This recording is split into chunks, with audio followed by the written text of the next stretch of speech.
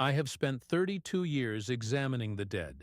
In that time, I have performed over 4,000 autopsies, testified in more than 600 criminal cases, and trained an entire generation of forensic pathologists at the University of Turin. My name is Dr. Renato Ferraris, and until January of 2019, I believed that death held no more mysteries for me. I had seen bodies in every conceivable state, fresh corpses still warm to the touch, remains decomposed beyond recognition, skeletal fragments recovered from decades-old crime scenes. I had analyzed victims of violence, disease, accident, and suicide. I had stood in courtrooms and explained to juries exactly how death had claimed each individual, describing with clinical precision the processes by which the human body surrenders to entropy. Death, I believed, was simply biology. It was chemistry. It was the cessation of cellular function and the inevitable breakdown of organic matter. There was nothing mystical about it, nothing supernatural, nothing that could not be measured, documented, and explained. I was wrong. What I am about to tell you is something I have kept largely to myself for nearly 6 years. I have shared fragments with colleagues, whispered pieces to my wife late at night when sleep would not come, and occasionally found myself staring at the ceiling of my bedroom, replaying every detail in my mind with obsessive clarity. But I have never told the complete story publicly. I have never confessed the full truth of what I witnessed when I examined the body of Carlo Acutis. I use the word confessed deliberately. In my profession, we deal in facts. We measure, we document, we analyze. We do not confess. Confession implies something beyond the realm of scientific observation, something that troubles the soul, that demands to be spoken aloud because keeping it silent has become unbearable. That is precisely where I find myself today. The burden of what I know, of what I saw with my own eyes, and touched with my own gloved hands, has grown too heavy to carry alone, and so I am finally ready to tell you everything. Let me begin by establishing my credentials, not out of vanity, but because what I am about to describe requires you to understand that I am not a man given to fantasy or religious fervor. I was born in Turin in 1961, the son of a factory worker and a seamstress. We lived in a modest apartment in the working-class district of Barriera di Milano, surrounded by other families who worked long hours for little pay and dreamed of better futures for their children. My parents were nominal Catholics. They attended Mass on Christmas and Easter, had me baptized at the parish church of San Giovanni Bosco, and confirmed at 14, but religion was never a living presence in our home. It was simply what one did, a cultural inheritance rather than a spiritual commitment.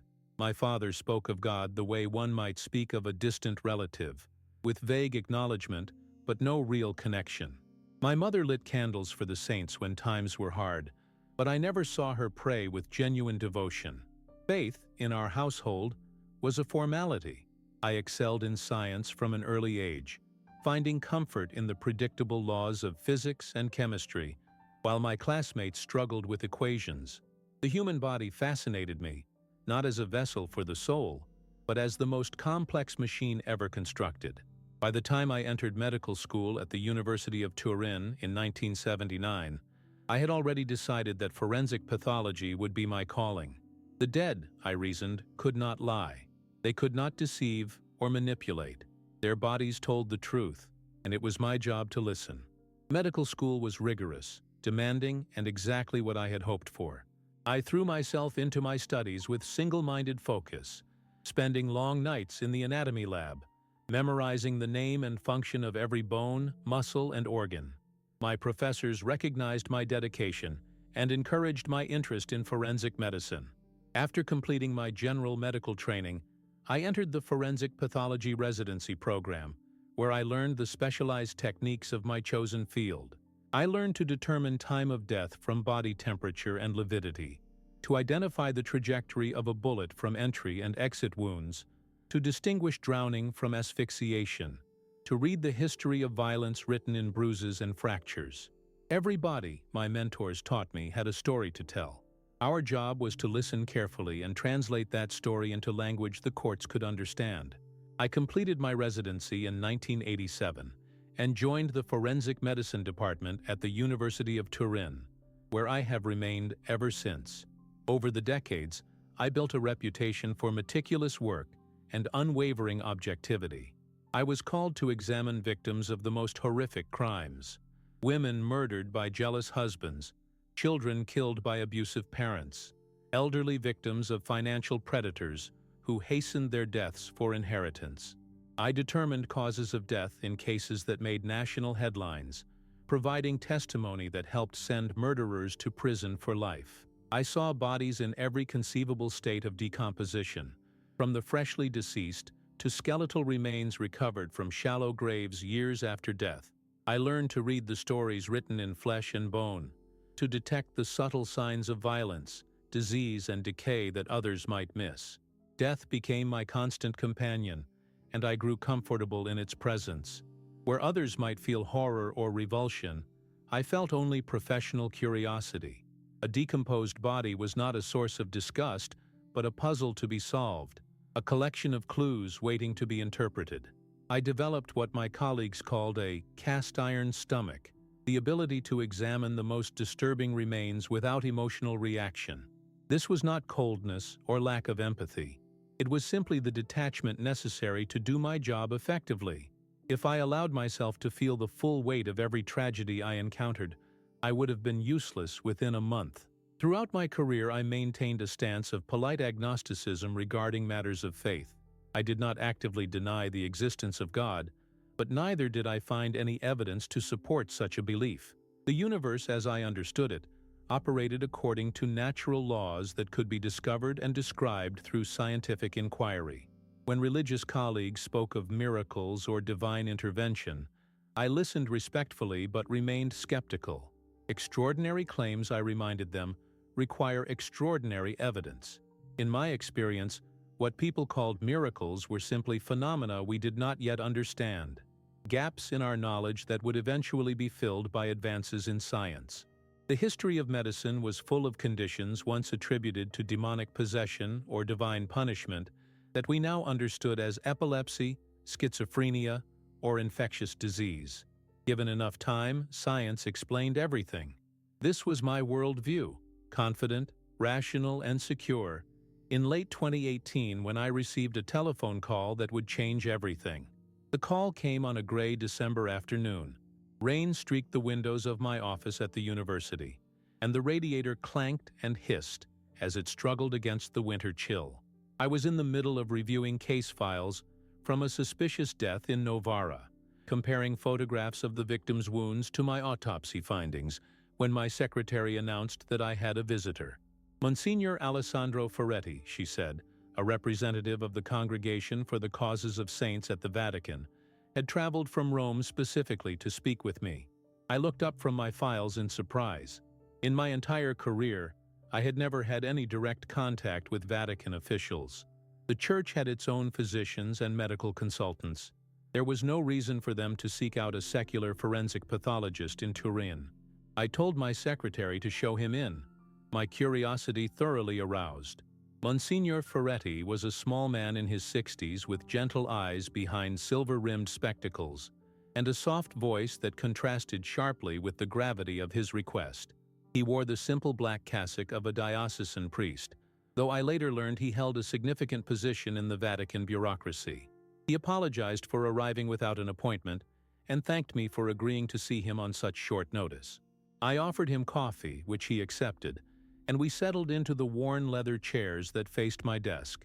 He explained that the Church was in the final stages of the beatification process for a young man named Carlo Acutis, an Italian teenager who had died of leukemia in 2006 at the age of 15. I had heard the name vaguely, something in the newspapers about a boy who loved computers and the Eucharist, who had been called the patron saint of the Internet, even before his official recognition by the Church. But I knew little else. The Monsignor continued, speaking in measured tones that suggested he had given this explanation many times before. As part of the canonical process, the Church required an independent medical examination of the body, which had been exhumed from its burial site in Assisi. They needed a forensic pathologist of unimpeachable reputation, someone whose objectivity could not be questioned, someone who was not known for religious devotion. My name, he said with a slight smile, had been recommended by several sources. I set down my coffee cup and looked at him directly. "Why would you want someone who is not religious?" I asked. "Surely a believing physician would be more sympathetic to your purposes." His answer surprised me with its honesty. "Because, Dr. Ferraris, we do not want anyone to accuse us of seeing only what we wish to see. If there is something remarkable about this young man's body, we need a scientist to document it, a scientist whose testimony cannot be dismissed as the product of wishful thinking or religious bias. And if there is nothing remarkable, we need to know that as well. The Church does not manufacture miracles, Doctor. We investigate them. We subject them to scrutiny that would satisfy any scientific inquiry. The bar for beatification and canonization is extraordinarily high, and we require evidence that can withstand skeptical examination." I appreciated his candor.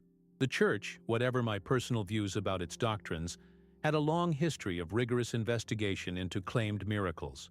I knew that the process of canonization involved medical experts, theologians, historians, and lawyers, all subjecting the evidence to intensive review. The Vatican was not in the business of declaring every claimed wonder a genuine miracle. If anything, they were notorious for their caution and skepticism. This knowledge made the Monsignor's request more intriguing. If the Church wanted an agnostic forensic pathologist to examine this body, they must believe there was something genuinely unusual to document. I told him I would need time to consider the request, but in truth my curiosity was already aroused. I had examined countless bodies over the years, but never one that was the subject of religious veneration. From a purely scientific standpoint, it presented an interesting case study. What would I find? Certainly not the incorrupt body of legend. Those stories were medieval superstitions, exaggerations that grew in the telling over centuries, embellished by pious imagination until the original facts were unrecognizable.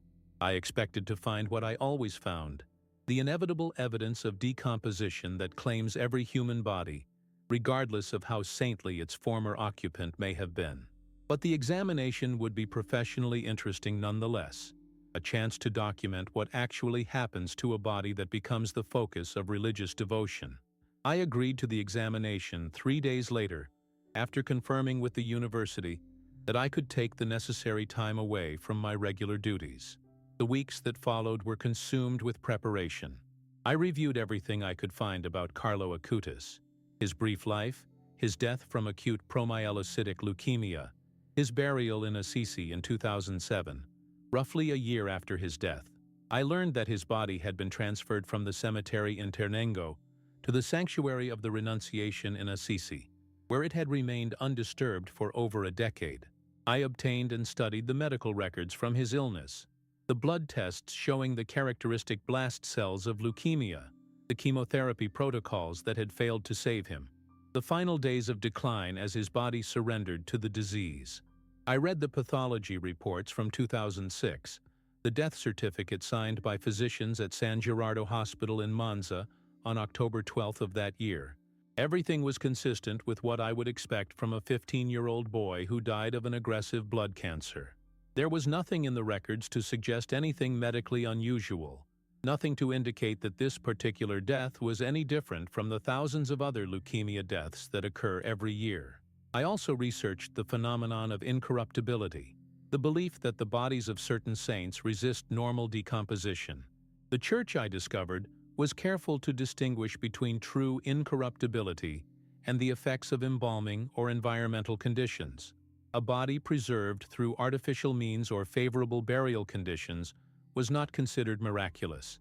True incorruptibility, according to Church teaching, defied natural explanation. It was preservation that could not be attributed to any known physical cause. I found this distinction scientifically reasonable, even if I doubted any body could truly meet such criteria. In my experience, there was always an explanation for preservation, even if it was not immediately apparent. Acidic soil could create mummification. Anaerobic conditions in waterlogged graves could slow decomposition. Cold environments could freeze bodies for centuries. Saponification could transform fat into a waxy substance that resisted decay. Nature had many mechanisms for preservation, and I expected to find evidence of one or more of them in Assisi. I prepared my examination kit with particular care: sterile instruments, sampling containers, documentation equipment, environmental sensors. I reviewed the protocols I would follow, adapting my standard forensic procedures to accommodate the religious significance of the remains. I contacted colleagues who specialized in taphonomy, the study of how organisms decay after death, to refresh my knowledge of decomposition processes. By the time I boarded the train to Assisi on January 27, 2019, I was as prepared as I had ever been for any examination. The town of Assisi was cold and gray under a winter sky, but there was a quiet beauty to its medieval streets and ancient churches. The massive Basilica of St. Francis dominated the landscape, its rose-colored stone glowing even under the overcast clouds.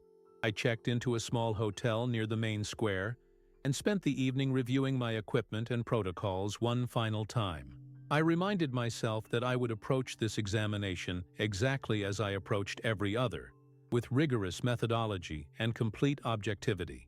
Whatever I found, I would document it faithfully. My personal opinions about miracles and saints were irrelevant. My job was simply to observe and record. I slept poorly that night, troubled by dreams I could not remember upon waking. The examination was scheduled for the following morning, January 23rd. I arrived at the Sanctuary of the Renunciation at 7 o'clock, while the streets were still empty and the town was just beginning to wake. The sanctuary was a small church attached to a larger complex, humble compared to the grand basilicas that drew millions of tourists to Assisi each year. I was met at the entrance by Monsignor Ferretti, who had traveled from Rome to oversee the proceedings, along with a small team that included a church physician named Dr. Martelli, 2 witnesses required by canonical law, and a photographer to document everything we did. We exchanged brief pleasantries, our breath forming clouds in the cold morning air, and then I was led through a side door into the sanctuary. The room that had been prepared for the examination was in a lower level of the complex, away from the main church. It was clean and well lit, with white walls and a tiled floor that reminded me of an operating theater. In the center of the room, resting on a stainless steel table, was a wooden casket. The casket was simple, polished oak with brass handles, unremarkable in its construction. A crucifix hung on the wall above it, and several votive candles burned in a corner, filling the room with the faint scent of beeswax. Otherwise, the space was purely functional, designed to accommodate a medical examination rather than a religious service. I pulled on my latex gloves and positioned my examination light. Dr. Martelli stood nearby, ready to assist if needed. The witnesses took their positions against the wall, and the photographer checked his equipment. Monsignor Ferretti said a brief prayer in Latin, making the sign of the cross over the casket. Then he nodded to me, indicating that I could proceed. I approached the casket with the same professional detachment I brought to every examination. This was simply a body, I reminded myself, a collection of organic matter that had once been alive and was now subject to the laws of chemistry and biology. Whatever the church believed about the soul, whatever pilgrims prayed for when they visited this shrine, the physical remains were governed by the same natural processes that affected every other corpse. I took a deep breath and nodded to the assistants to open the casket. What I saw in that moment is something I will carry with me for the rest of my life. The body of Carlo Acutis lay before me, and my first thought, irrational, impossible, unprofessional, was that someone had made a terrible mistake. This could not be a body that had been buried for over 12 years. This could not be the remains of a teenager who had died more than a decade ago and been interred in a wooden coffin in the earth. My mind raced through possibilities. Had they brought the wrong body? Had there been some mix-up in the records? Had the dates been falsified? But no, the face before me matched the photographs I had studied. This was Carlo Acutis, and this was impossible. The face was intact, the features clearly recognizable from photographs I had studied in my preparation. I could see the shape of his nose, the curve of his chin, the contours of his closed eyes. The eyebrows were still defined, individual hairs visible in the soft light of my examination lamp. The lips, though discolored, retained their shape. I could see the slight parting between them, the natural contour that had smiled in so many photographs during his brief life. The skin, though certainly altered from life, darker, somewhat leathery in texture, bearing the unmistakable signs of post-mortem change, was not the skin of a corpse that had spent 12 years underground. I had examined bodies buried for 3 years that showed more decomposition than this. I had examined bodies buried for 6 months that were less recognizable. There was no advanced decomposition, no skeletal exposure, no liquefaction of tissues that I would expect to find. The hands were folded across the chest, the fingers still distinct, the nails still attached. The hair, dark, slightly curly, remained on the scalp. I stood frozen for several seconds, my scientific mind racing to find explanations. Had the body been embalmed? I checked my notes. No. The records clearly stated that no embalming had been performed. Had the coffin been hermetically sealed? No, it was a standard wooden casket, no different from thousands of others buried every year. Had the burial environment been unusually cold or dry, creating natural mummification? Assisi has a temperate Mediterranean climate. There was no reason to expect exceptional preservation from environmental factors. I ran through every natural explanation I could think of, and none of them fit what I was seeing. I began my examination with trembling hands, and I am not a man whose hands tremble. For the next 6 hours, I conducted the most thorough external examination of my career. I worked slowly, methodically, documenting every observation with photographs, measurements, and detailed written notes. I examined the face first, noting the remarkable preservation of the features. The skin was discolored, a grayish-brown typical of post-mortem changes, but it maintained its integrity, covering the underlying structures without significant breakdown. The eyelids were closed, the lips slightly parted. I could see individual hairs in the eyebrows and eyelashes. The ears were intact, the cartilage still maintaining their shape. I moved to the torso, carefully unbuttoning the clothing that covered the body. A simple sweater and jeans, the casual attire of a modern teenager. Beneath the clothing, the trunk showed the same inexplicable preservation. The chest and abdomen were flattened, as expected after years of decomposition of internal organs, but the skin remained largely intact. There was no purging of fluids, no extensive mold growth, no evidence of insect activity that I would expect in a body buried for this length of time. The limbs told the same story. The arms and legs had lost their fullness. The muscles had decomposed, leaving the skin somewhat loose over the underlying bones, but the overall structure remained. I could identify the joints, the contours of the hands and feet. The fingernails and toenails were still attached, though discolored. When I carefully manipulated the joints to test their flexibility, I encountered resistance, but not the brittle rigidity I expected. The tissues retained a degree of pliability that should not have been possible after 12 years. Perhaps most striking was the absence of odor. Every forensic pathologist knows the smell of death. It is unmistakable and unforgettable, a complex mixture of putrescine and cadaverine and other chemicals released during decomposition. The smell can persist for years, detectable even in skeletal remains recovered long after death. But as I leaned close to examine the body of Carlo Acutis, taking in details of the face and neck and torso, I detected nothing. No smell of putrefaction, no chemical residue of biological breakdown. The room smelled of candles and cleaning solution and old stone, nothing more. I took tissue samples from multiple locations, the forearm, the abdomen, the scalp, sealing them in sterile containers for laboratory analysis. Each sample was documented with photographs and precise measurements, following the protocols I had developed over 3 decades of forensic work. I measured the temperature and humidity of the room with digital sensors, recording the environmental conditions that might affect preservation. I examined the interior of the coffin inch by inch, scraping samples from the wood, analyzing the fabric lining, searching for any substances that might explain what I was seeing. Embalming fluid residue, natural preservatives leaching from the wood, mineral deposits from groundwater, anything that might provide a scientific explanation. I found nothing unusual. The coffin was exactly what it appeared to be, a simple wooden casket, unremarkable in every way. I examined the clothing as well, looking for any treatment or chemicals that might have been applied to the fabric. The sweater and jeans showed the deterioration I would expect from years in a coffin: fading, some staining, areas where the fabric had weakened, but no evidence of chemical treatment. The shoes were intact, though dusty. Even the socks remained largely whole.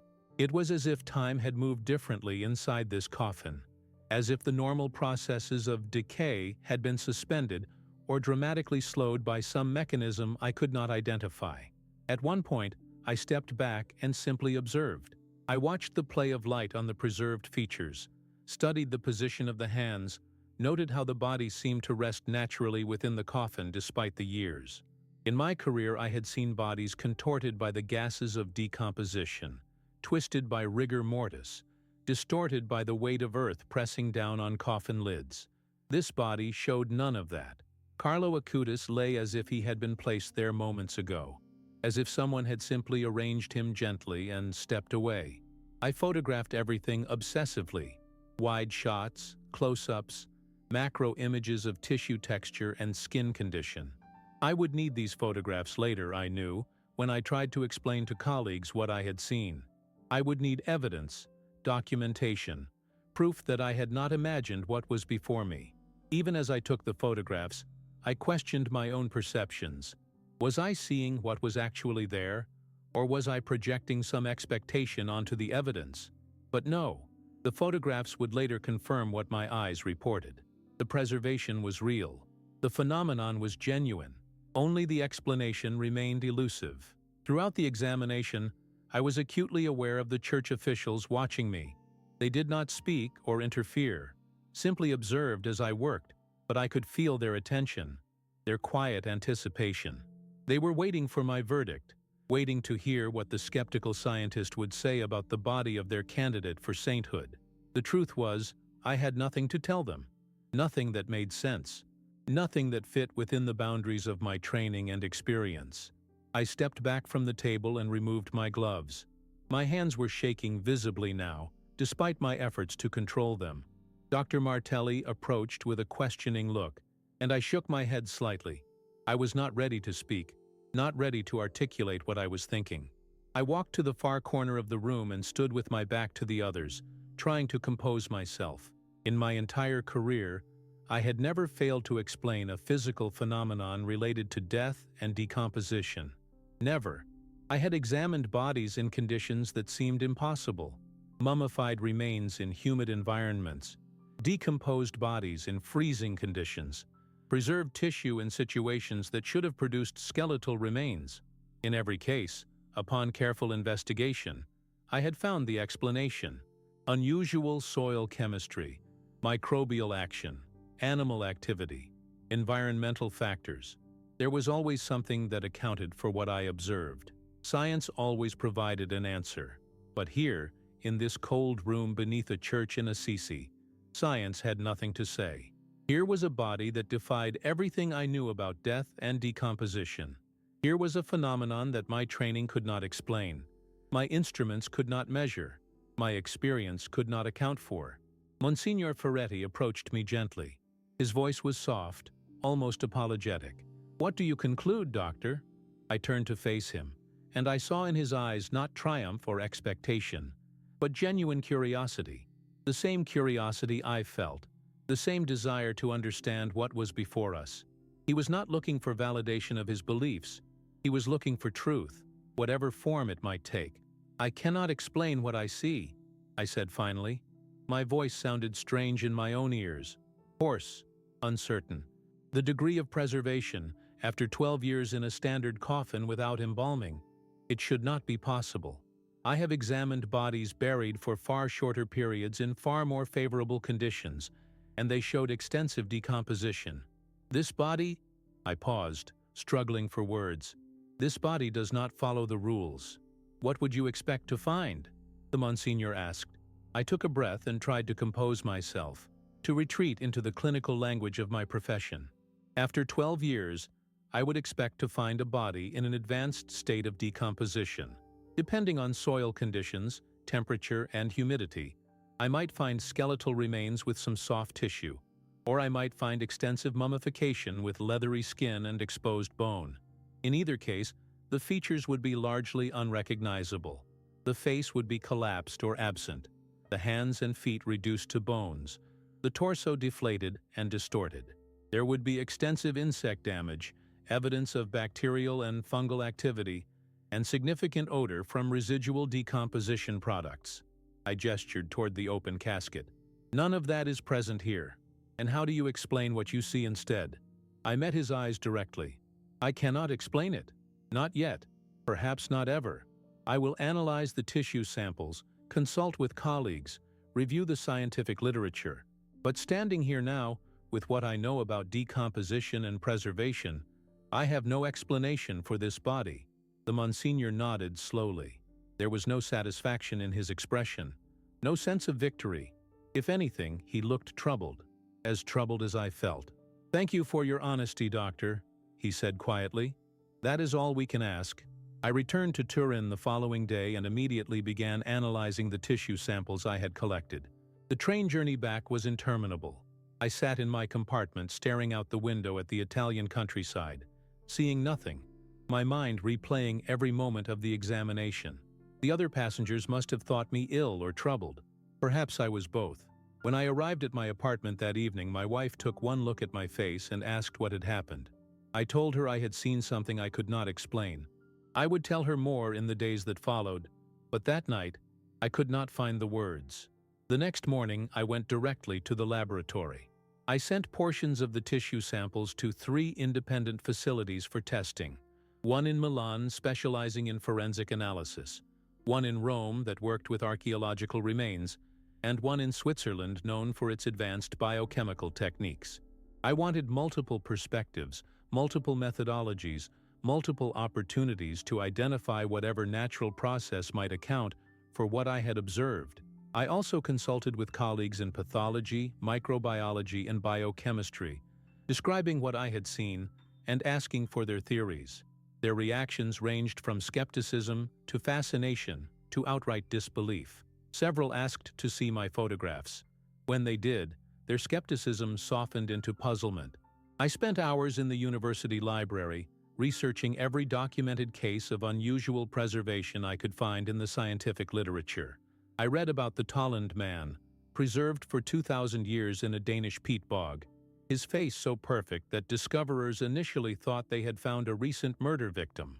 I studied the Inca mummies of the Andes, frozen children sacrificed to mountain gods and preserved by the cold, dry air of the high peaks. I examined case reports of adipocere formation, the transformation of body fat into a soap-like substance that can resist decomposition for decades. I reviewed accounts of natural mummification in European crypts, where air circulation and temperature created conditions that desiccated bodies before bacteria could consume them. In every case, I found explanations. Environmental conditions, chemical reactions, biological processes operating in unusual ways. There was always a mechanism, always a reason. But nothing I read matched what I had seen in Assisi. The conditions were wrong, the timeline was wrong, the preservation pattern was wrong. Carlo Acutis's body did not fit any model I could find. I was determined to find an explanation, any explanation, that did not require me to abandon the materialist worldview I had held for nearly 60 years. The weeks passed, then months. The laboratory results came back, and they only deepened the mystery. The tissue samples showed no evidence of artificial preservation, no formaldehyde, no other embalming chemicals, no substances that could account for the body's condition. The cellular structure, while certainly altered from living tissue, displayed a degree of integrity that the experts I consulted found remarkable. One colleague, a biochemist at the University of Milan who had spent her career studying decomposition, examined my samples and called me with her findings. "There has to be an explanation," I insisted during our conversation. "We simply haven't found it yet." There was a long pause on the other end of the line. "Renato," she said finally, "I've worked in this field for 30 years, I've analyzed hundreds of preserved bodies, Egyptian mummies, European relics, forensic cases from unusual environments. I know what preservation looks like, and I know what causes it. This tissue doesn't fit any pattern I've ever seen. The proteins are degraded, as we'd expect, but the overall structure remains coherent. The adipose tissue should have undergone saponification or disappeared entirely, but it's still present. The connective tissue should be fragmentary, but it's largely intact. She paused again. Maybe there's an explanation we haven't discovered, but maybe some things don't have scientific explanations. I dismissed her words at the time. I was not ready to accept their implications. In April of 2019, I was asked to return to Assisi. The body was being prepared for public veneration, and the church wanted me to conduct a follow-up examination to document any changes. They needed to ensure that the preservation would hold, that the body could be displayed without deterioration, that the thousands of pilgrims who would come to see it would not witness the collapse of their object of devotion. I agreed to return, partly out of professional obligation, and partly because I needed to see the body again. 3 months had passed since my initial examination, and I needed to confirm that my memories of January were accurate, that I had not somehow exaggerated or misremembered what I had witnessed. The human mind, I knew from my work with eyewitnesses, is capable of remarkable distortions. Perhaps time and reflection had magnified my impressions. Perhaps a second examination would reveal details I had missed, explanations that had eluded me in my initial shock. The second examination confirmed everything. If anything, it raised more questions than it answered. The body remained in the same remarkable state of preservation. If anything, it appeared slightly better than before. Some of the discoloration had faded, and the features seemed even more distinct. I took additional samples, conducted additional tests, and reached the same conclusion. There was no natural explanation for what I was observing. It was during this second visit that I had an experience I have never spoken about publicly until now. I was alone in the examination room, the church officials having stepped out briefly to attend to some administrative matter. The door had closed behind them, and the room was silent except for the soft flickering of the votive candles in the corner.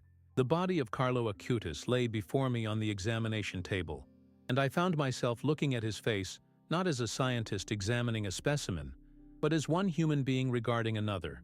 I thought about his life, brief, bright, extinguished far too soon by a disease that strikes without warning or mercy. I thought about what I had read of his interests, his passion for technology, his fascination with the Eucharist, his desire to use his gifts to help others encounter the sacred. I thought about the website he had created, cataloging Eucharistic miracles from around the world, spending countless hours researching and documenting events that he believed revealed God's presence in the world.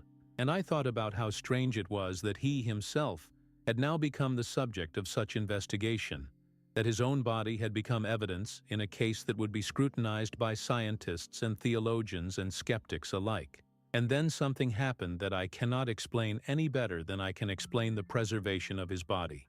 I felt suddenly and overwhelmingly that I was not alone in the room, not in the sense of another physical presence. There was no one else there. I am certain of that. I would have heard the door, would have seen movement, would have registered another person with my ordinary senses.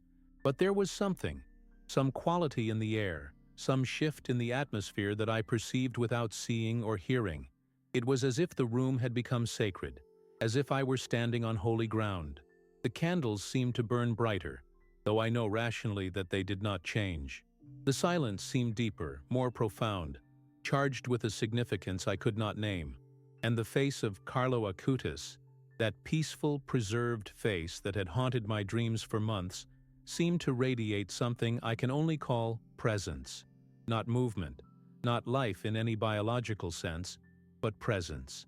As if, in some way beyond my understanding, he was there, aware, watching.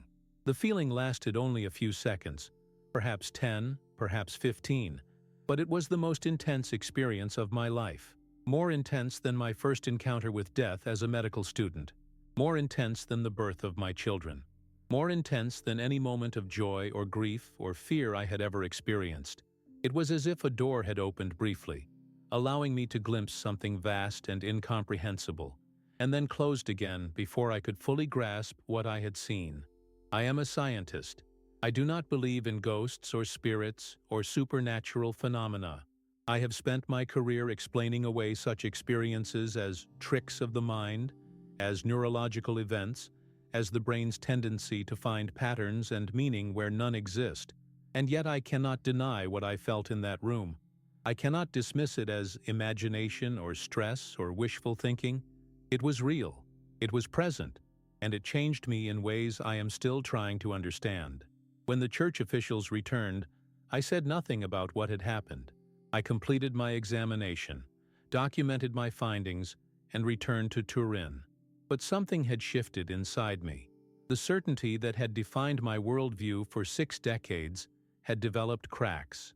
Questions I had never seriously considered began to assert themselves with uncomfortable urgency. What if there were aspects of reality that science could not measure? What if the material world I had studied so carefully was only part of a larger picture? What if death was not the end? These questions haunted me throughout 2019 and into 2020. I watched from a distance as the beatification of Carlo Acutis proceeded, as Pope Francis approved the miracle attributed to his intercession, as the Church declared him blessed on October 10, 2020. I saw photographs of his body displayed for veneration, dressed in his casual clothes, jeans, sneakers, a polo shirt, looking for all the world like a teenager taking a nap, rather than a corpse that had been dead for 14 years. I received letters and calls from journalists asking about my examination, and I gave brief, professional answers that revealed little of my inner turmoil. I told them what science could verify, that the body displayed exceptional preservation, that I had found no evidence of artificial intervention, that the phenomenon was medically unusual. I did not tell them about the trembling of my hands, the sleepless nights, the questions that plagued me. I did not tell them about the moment in the examination room when I felt something I could not name. The years that followed were a period of profound internal struggle. I continued my work as a forensic pathologist, conducting examinations and testifying in court and training students. Outwardly, I was the same Dr. Ferraris I had always been, rigorous, objective, methodical. My colleagues noticed nothing different. My students received the same demanding instruction they always had. The cases came and went, bodies on my examination table, questions to be answered, truths to be documented.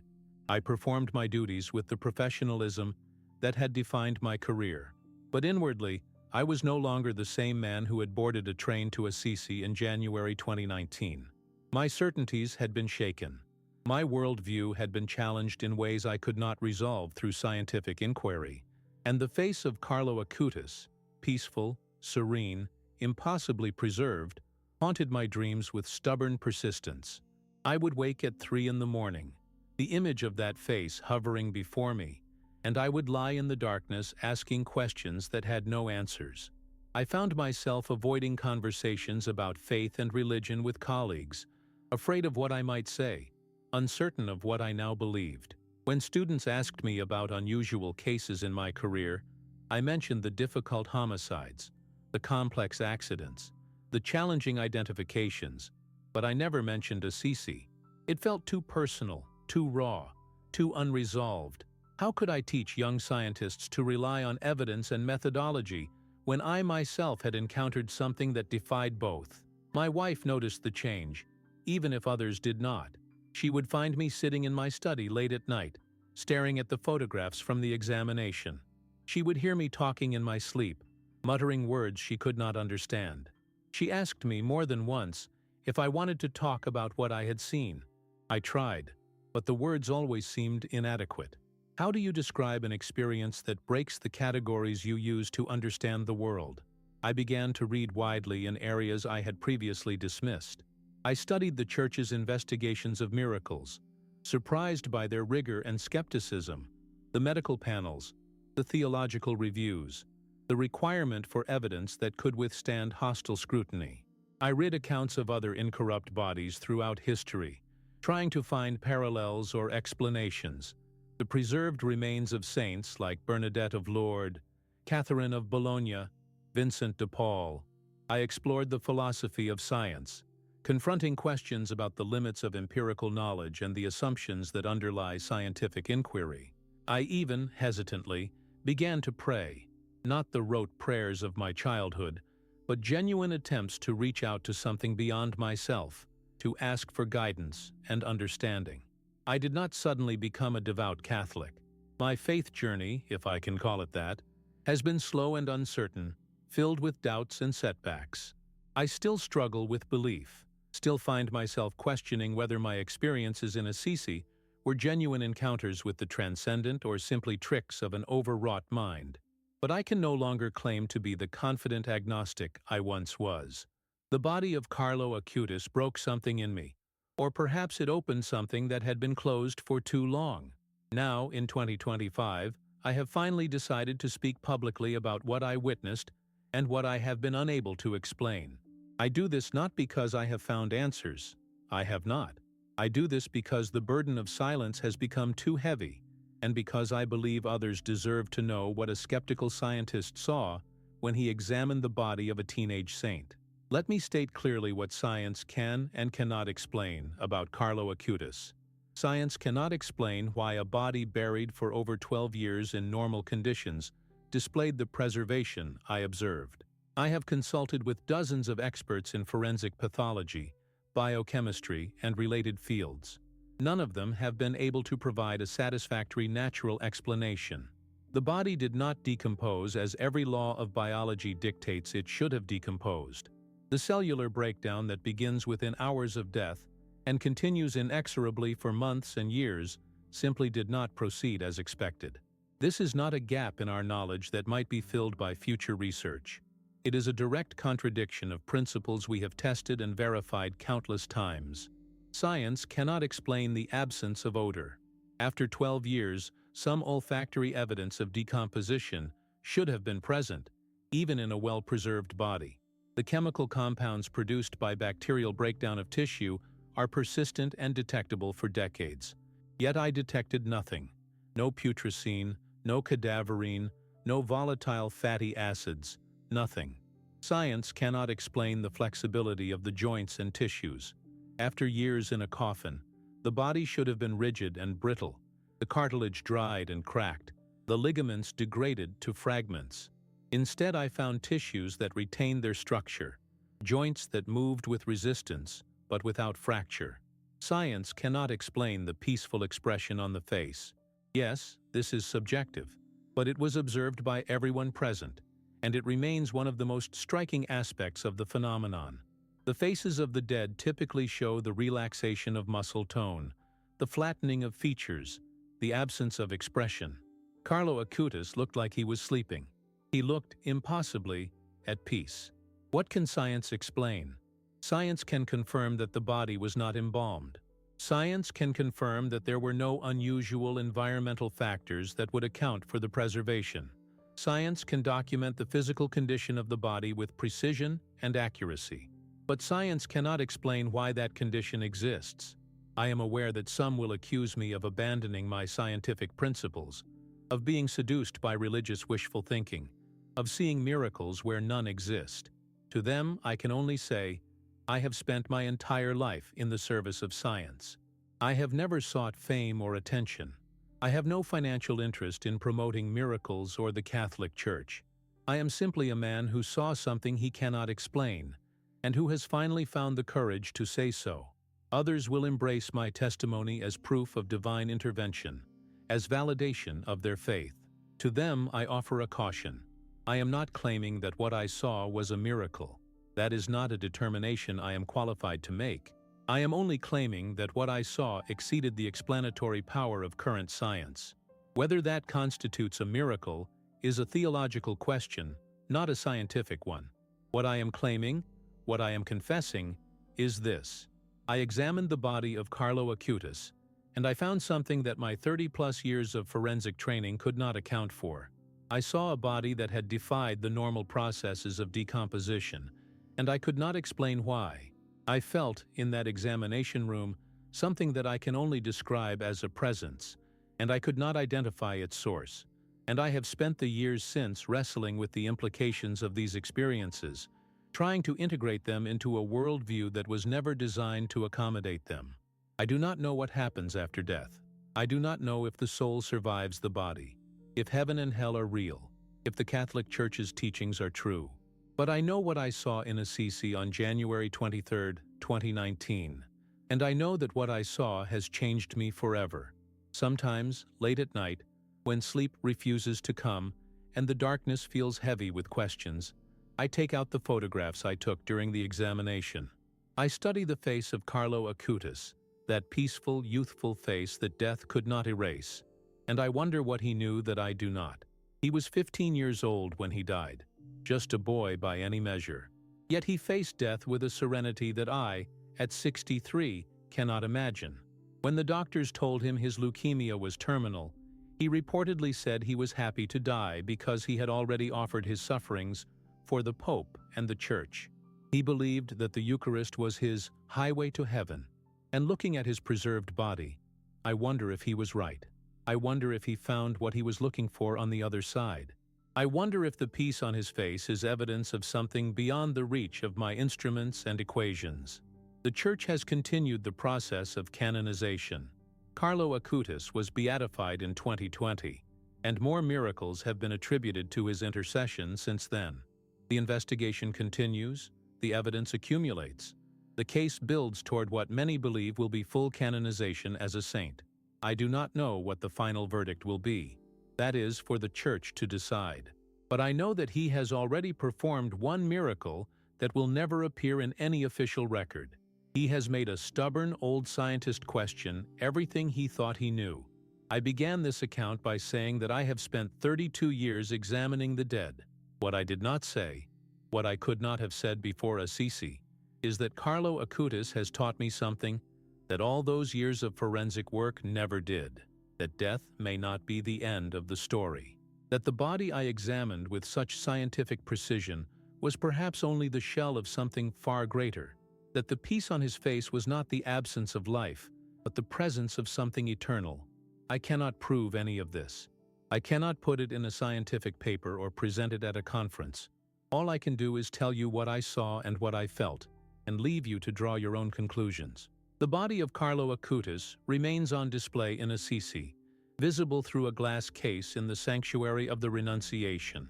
The Church has dressed him in the clothes he wore in life: jeans, a simple shirt, sneakers, making him look less like a relic from centuries past and more like any modern teenager. Thousands of pilgrims visit each year, standing in long lines to spend a few moments before that glass case, praying before his remains, asking for his intercession, lighting candles and leaving flowers and photographs of loved ones who need healing. Young people especially seem drawn to him, perhaps because he was one of them, perhaps because he used the technology they use, perhaps because he proves that holiness is possible in the modern age. I have returned several times myself, not as an examiner now, but as something closer to a pilgrim. The Church officials recognize me when I come. They nod respectfully and allow me to stand before the case without the usual crowds. I stand there in the quiet of early morning or late evening, and I look at the boy who changed my life. His face is visible through the glass, peaceful and preserved, impossible and undeniable. And I whisper questions that I know will not be answered. Not in this life, anyway. What did you know that I do not, Carlo? What did you see that gave you such peace? What awaited you on the other side of that hospital bed in Monza, when your heart stopped and your brain went silent and your family wept around your still body? But perhaps that is the point. Perhaps Carlo Acutis, in death as in life, is pointing us towards something beyond what can be measured and quantified and explained. Perhaps his preserved body is not an anomaly to be solved, but an invitation to be accepted.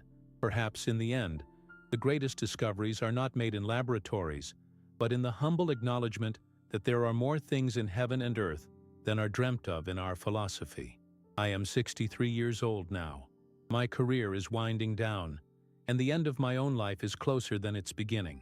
I have begun to think about death in ways I never did before. Not with fear exactly, but with curiosity. What will I find when my own heart stops? when my own brain ceases its electrical activity, when whatever it is that makes me, me, departs from this body I have inhabited for 6 decades. For most of my life, I would have answered confidently, nothing. Death is the end. The lights go out, and that is all. But now I am not so sure. I think often of Carlo Acutis in his final days. The medical records describe a boy who knew he was dying and accepted it with remarkable peace. He asked for the sacraments: confession, anointing of the sick, Holy Communion. He told his mother not to worry, that he would send her signs from heaven. He offered his sufferings for the Pope and for the Church, viewing his pain not as meaningless, but as something that could be given purpose through faith. He was 15 years old, facing death, and he was not afraid. I do not know what I will find when I die. Perhaps nothing, perhaps everything, perhaps something beyond my ability to imagine. But I know that I will face that moment differently than I would have before January 2019. I will face it with uncertainty, yes, but also with hope. And for that unexpected gift, I have a teenage boy from Milan to thank. Carlo Acutis died at 15, and yet his body refused to follow the path that all bodies follow. Science cannot tell me why, but I wonder if the answer was there all along, written in the life he lived and the faith he held. He believed that the Eucharist was the source of eternal life. He believed that heaven was real and that he would reach it. He believed, with the simple conviction of a child, that God was good and that death was not the end. Looking at his face, peaceful, preserved, impossible, I find myself wanting to believe the same. Wanting to believe that death is a door, not a wall, that love survives the grave, that the peace I saw on Carlo's face was a glimpse of something eternal, something true, something waiting for all of us at the end of our journey. This is my confession. This is what I saw, and what I cannot explain, and what has haunted me for 6 years. I offer it not as proof of anything, but as testimony. The honest testimony of a man who has no reason to lie, no motive to deceive, no agenda to advance. I am simply telling you what happened to me, what I witnessed with my own trained eyes, what I touched with my own gloved hands, what I felt in the depths of my scientific soul. The testimony of a man who spent his life in the company of the dead, and who met one dead boy who seemed more alive than any corpse has a right to be. Make of it what you will. Chateau. If this testimony has touched your heart, if Carlo Acutis' story has stirred something in your soul, I invite you to subscribe to this channel and turn on notifications to hear more stories of faith and miracles. Share this video with someone who needs hope today, and perhaps, in your own quiet moments, offer a prayer to the young saint of the internet. He may be listening.